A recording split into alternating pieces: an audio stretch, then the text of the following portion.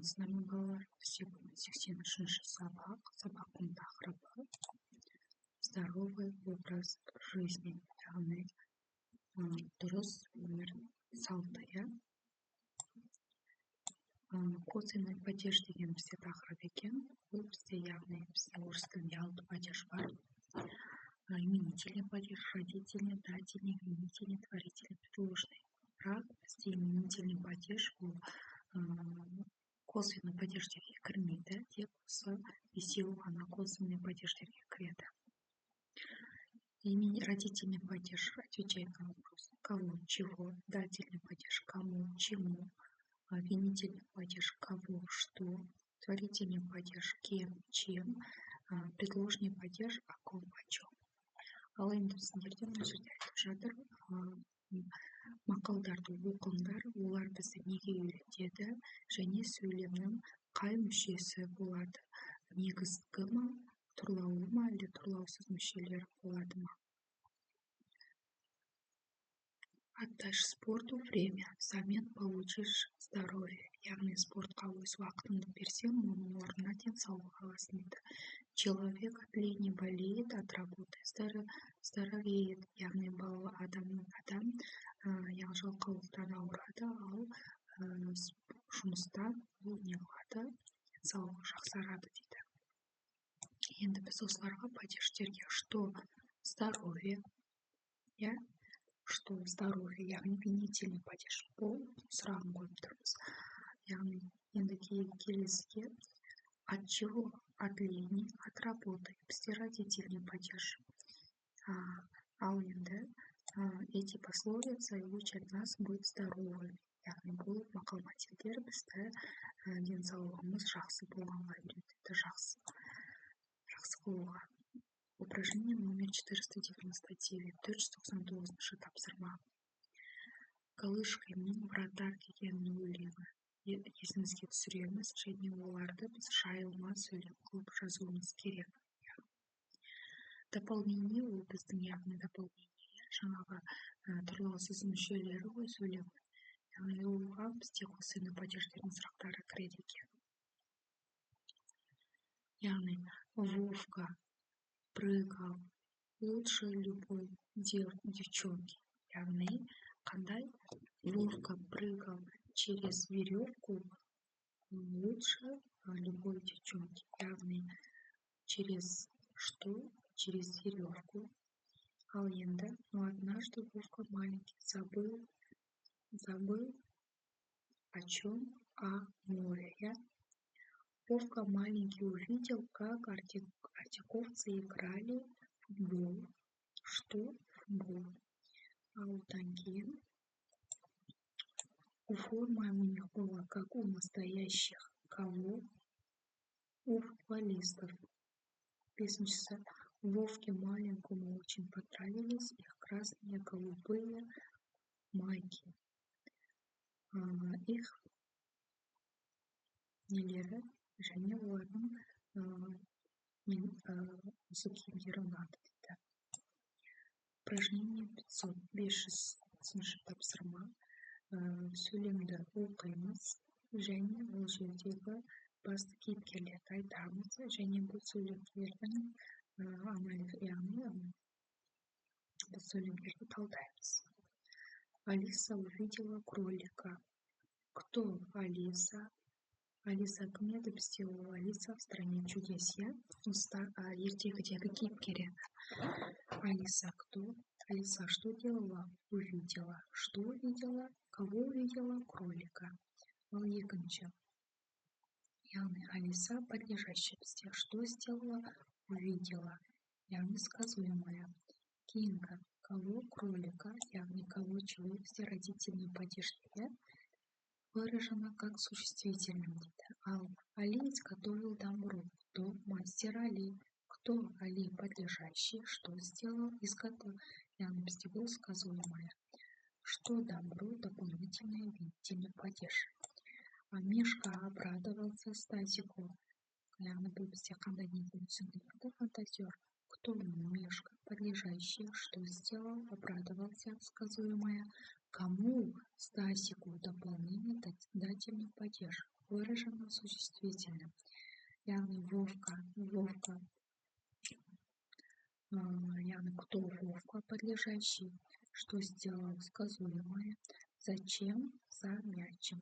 Творительный падеж выражено как существительное. Кто Игорь, подлежащий, что сделал сказуемое, что варенье, служит дополнение винительный падеж, явно выражено как существительное. Пишет Сприншит Абсарма, вспомните рассказ Василия Галахина: в любом деле нужно уметь работать. Распространите предложения дополнения, с какими словами они связаны. Обозначьте графические, смысловые и грамматические связи. Яғни біздер бұл жерде жаңағы дополнительно то, что табуларың керек, иә.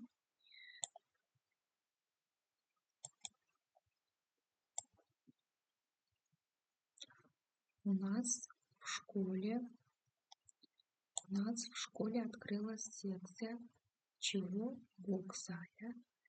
Бұл жерде бізде кого чего нені қойып тұр, винительный падеждің сұрағы келіп тұр. Туда записывали кого самых смелых. Бұл жерде де бізде винительный падеждің сұрағы келіп тұр. Я хотел Мишку стукнуть и промахнулся. Кого Мишку? Бұл да бізде бұл жерде винительный падеж. Төртінші тапсырмада и кулаком попал в стенку. Кем, чем, всякой падеж, это творительный падеж. Я все ходил с распухшей рукой и всем показывал. Везде по жерде, чем рукой. Махали руками, то есть руками по воздуху. Почему по воздуху? Так, тренер надел мне перчатки. Что? Перчатки. Я все смеялся. Над кем? Над мышкой. Так, мне с ним неинтересно работать. С кем? С ним. Яғни предложный падежный сұрақ келді. Упражнение пишсек. Яғни біз бұл жерде мына сөйлемдердің ішінен яғни қалдырылып кеткен сөйлемдерді айтуымыз керек. Гимнастика перед началом дня нужна каждому. Чтобы утром быстрее включить в работу весь организм, нужно заняться гимнастикой. Кровь станет быстрее течь по сосудам, силой воздух, пищу, суставы расправятся, мышцы, наполняется пищу, легкие будут сильные вдыхать. Төртінші тапсырма. Утренняя гимнастика называется зарядкой. Так, 10-15 минут не зарядишься энергией на весь день. Слушаем и пишем. Пишется шиншит тапсырма, послушайте текст. Яғни бізде внимательно тыңдаймыз. Оқимыз. Здоровье является бесценным достоянием человека. При встречах, расставаниях с близкими людьми мы желаем крепкого здоровья. С раннего детства необходимо вести активный образ жизни, заниматься физкультурой и спортом, соблюдать правила личной гигиены. Наука доказала, что человек может прожить до 100 лет при соблюдении норм. Здоровый образ жизни. Здоровый образ жизни включает в себя двигательную активность, правильное питание, рациональный режим труда и отдыха, отказ от вредных привычек, закаливание, любовь к природе и ее сохранение, положительные эмоции. Здоровье помогает нам в учебе, в работе. Крепкое здоровье является основным условием счастливой жизни. Основная мысль здоровья, главное богатство человека, здоровый образ жизни. Недавно групповую приятель тапсырмаларды орындайсыңдар. Расставание коштасу, детство, балалық шақ, наука, ғылым, активность, белсенділік, закаливание, шынығу, привычка, отец, встреча, расставание, любовь, ненависть. Здоровье является бесценным достоянием человека. Что здоровье подлежащее, что делает, является сказуемое, кого человека, дополнение.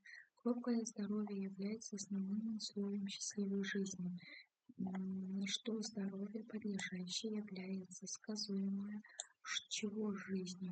Yani балдарлардың барлық бізден бірінші тапсырмалар ол топпен орындалатын тапсырмалардың жауаптары. Ал енді 504-ші тапсырмада бізде здоровый образ жизниға осыларға верно, неверно деген сұрақтарға жауап беруіміз керек. Второстепенный член предложения, который обозначает предмет и отвечает на вопросы косвенных падежей, называется что? Правильно. Дополнение. Верно. Верно. В предложении дополнение подчеркивается пунктирной линией. Это верно или неверно? Верно. К косвенным падежам относится именительный падеж. Это неверно. К косвенным падежам относятся все падежи, кроме именительного. Верно. Обычно дополнение выражается существительным или местоимением косвенных падежей. Правильно. Пишет песню, что тапсырма синклейн. Здоровье деген сөзге. Яғни бізде бірінші что здоровье. Здоровье какое? Крепкое, слабое. Что делать? Беречь, сохранить, заниматься. Здоровье надо беречь с ранних лет. Здоровье и жизнь. Забавно.